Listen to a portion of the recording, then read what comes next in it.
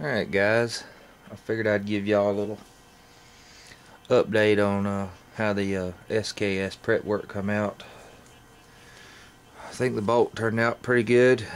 We're not going to Duracoat it. I thought about doing it like a flat black, but it's not perfect. Still got a few, minor pits in it, but all in all, I think it turned out a hell of a lot better than it was when we first started with the gun. And we got the magazine. We will be Duracoating it in the black. Like I said, there's still some small traces of pitting, but the Duracoat's going to cover that. You won't be able to see it. Here's our magazine our dust cover. You can still see it's got just a few little areas where the pitting was real deep, but like I said, overall it's looks pretty good, I do believe. In our trigger group, ignore this half because this will be all taped off, so we won't Duracoat our springs and everything. That'd kind of be moronic. But we're gonna, in any of these parts that move, just be careful when you Duracoat them. You don't want to put a whole lot of coats on them because they won't move no more. But there's our little trigger group. Our gas tube, you notice it's basically the way it was, because we're going to tape all this off, and the only thing we're going to Duracoat is this little area right here, because we don't want Duracoat in our gas system. And we also will do the nose cone. We'll Duracoat it, and we're going to do our cleaning rod.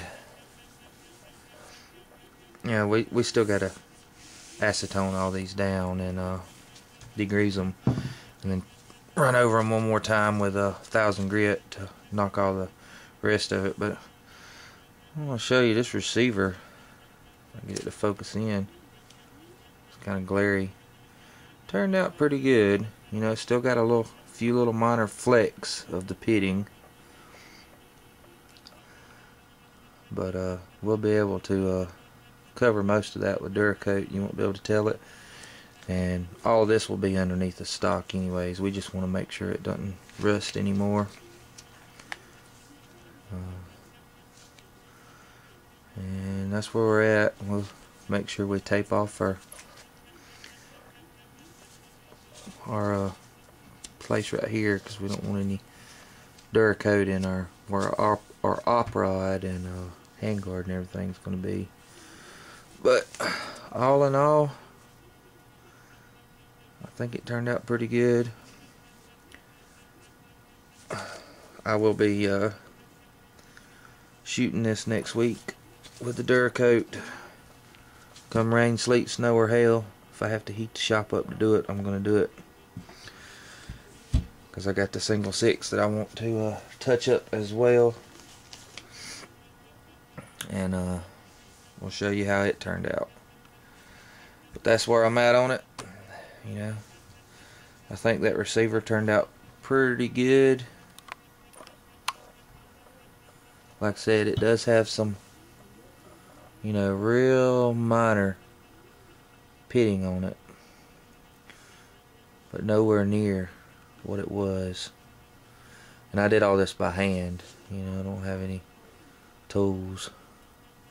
If we were going to blue this and we wanted to really do a real good job, we would take all them little ones out,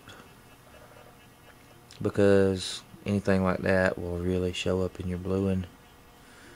But since we're going to Duracoat this, I think that, them have to really get in them minute pits.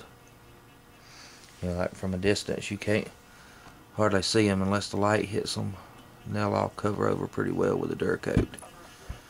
But that's where we are on our SKS project.